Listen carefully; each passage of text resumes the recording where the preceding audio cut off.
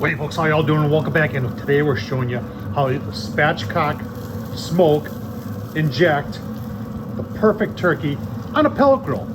Let's get started. Folks, now seasoning your Spatchcock turkey here. And what are you using for seasoning there, Barbecue Brian? You know, some of the best stuff here. We're gonna use some Butcher barbecue grilling addiction, and then we're gonna go ahead and use ass kicking barbecues, honey chipotle rub. This guy ass kicking, he's kind of the man. Yeah, one of my favorites. Yeah, do something.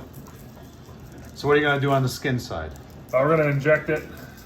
We're gonna put some butter in between the skin and the breast, and then we're gonna rub it with the same rub. So we gotta get this thing flipped over. We're gonna move on to this sheet, this elevated rack, and it's gonna cook on the rack, because then once the bird's on the rack, I don't have to touch the bird anymore, and I can just move it with the rack. So perfect. stay tuned.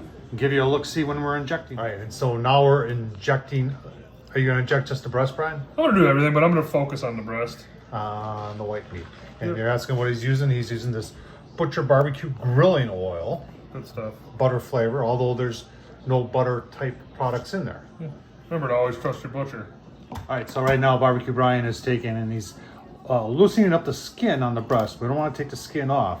And underneath that, what are you gonna put underneath there, Barbecue Brian? Some butter. Butter, that's the key there.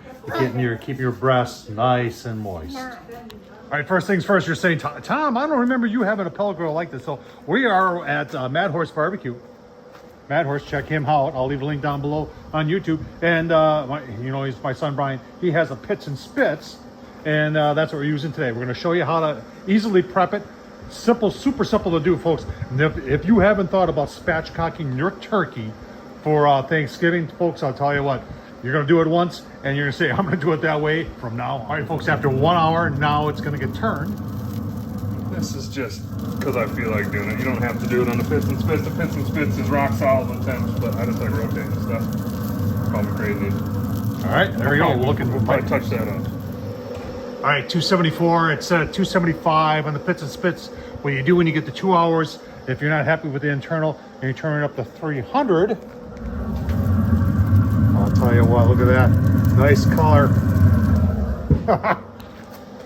Very nice in the pits and spits. All right, getting dark out, but the last rotation of the turkey, we are now, how many hours? About 2 hours now. A little over 2 hours in.